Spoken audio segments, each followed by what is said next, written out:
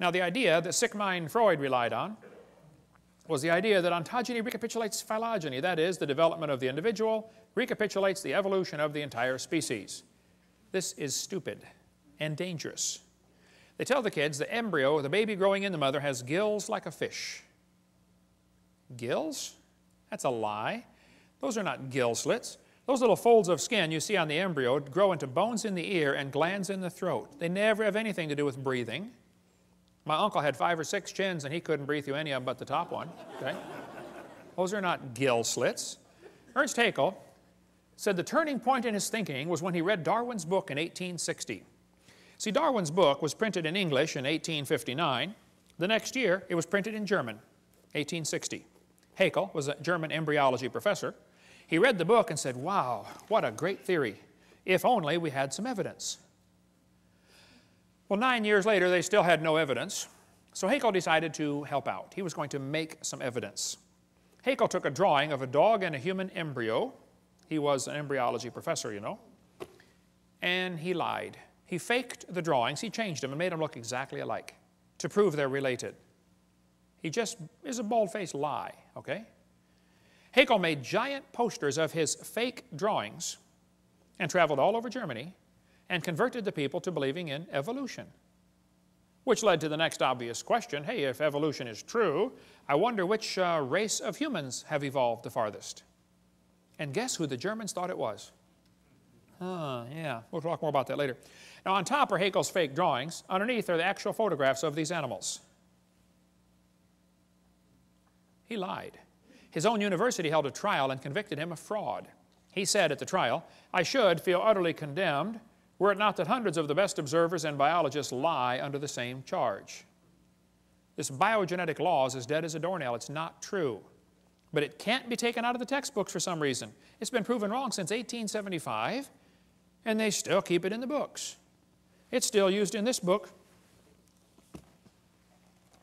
Evolutionary Analysis, college textbook, 1998 edition, used at University West Florida, the exact same chart of Ernst Haeckel.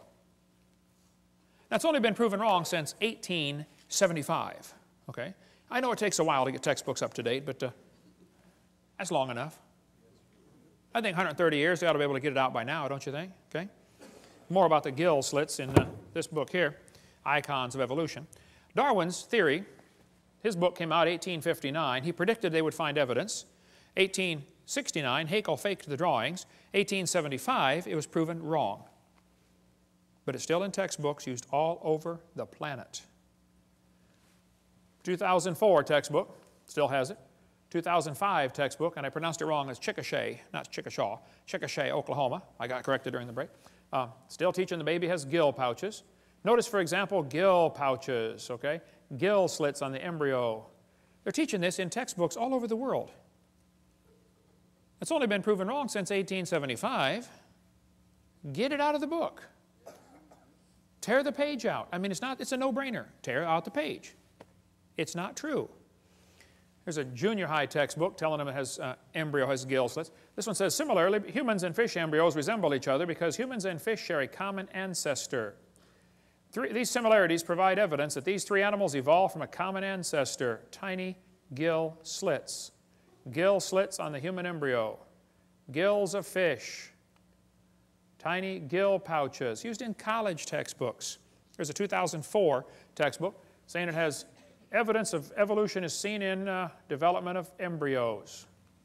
You can't get a high score on SAT or ACT tests unless you lie and say the baby has gill pouches. It's found on every single test we could find.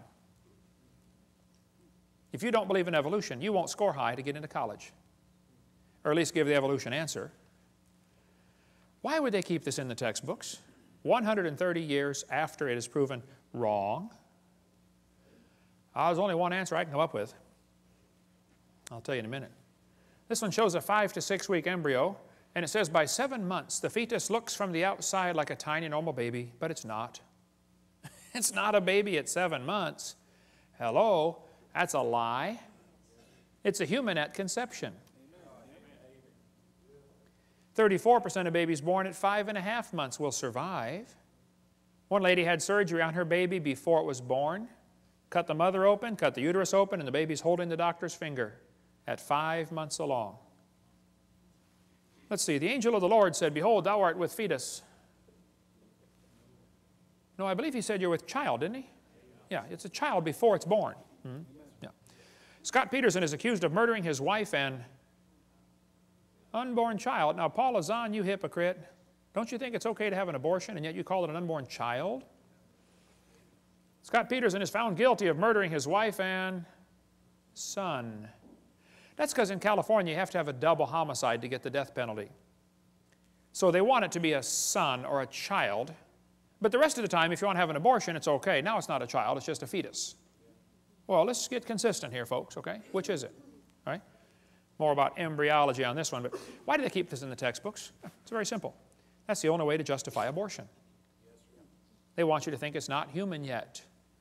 Somebody wants to reduce the population of this planet.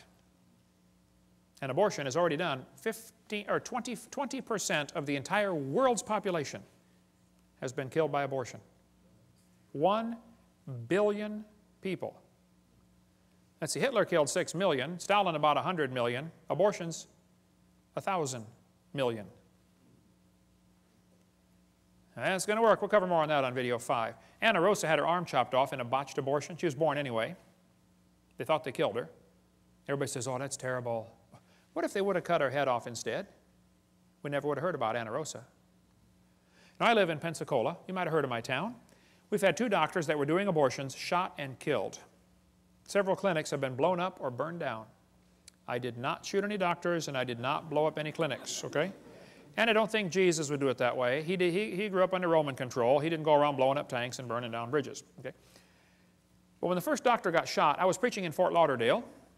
The next day I flew home, and right in front of me on the airplane were 2 women from NOW, the National Organization for Wild Women. And they were flying up to Pensacola, going to have a big rally and march around town, you know. As we got off the airplane, and I noticed on their shirt it had in huge block letters, choice above all. So, being my mild-mannered self, I said, excuse me, ma'am, what does this mean, choice above all? She said, a woman ought to have a right to choose. I said, choose what? She said, choose to have an abortion. It's her body. I said, well, yes, ma'am. If she wants to abort her body, I suppose that's fine. But it looks to me like she wants to abort somebody else's body. When you consider half of them are male, think about it. It's not her body. I said, by the way, ma'am, I'm kind of curious about this. I have 3 kids. I delivered one of my kids at home. I used to raise hamsters. I taught biology and anatomy. I'm kind of familiar with this process. I said, why does the woman's right to choice stop at birth? Why don't we let the mother choose to kill it after it's born? It'd be a lot safer and simpler. Hey, why don't we extend abortion rights up until the kid's 2 years old? I know a lot of mothers with a 2-year-old that have thought about it a time or 2. I won't ask you to raise your hand, but I know you're out there. I got it. Let's extend abortion rights up until the kid is 18. I bet they'd behave a lot better. Son, one more time, and I'm going to abort you. Hey, teacher, where's Johnny today? Oh, he didn't do his homework yesterday, so his mommy aborted him. Hey, grades would skyrocket, wouldn't they? By the way, Peter Singer is pushing for abortion after the baby's born. He's trying to get legislation passed so you can kill the baby up to 28 days after it's born and still call it an abortion.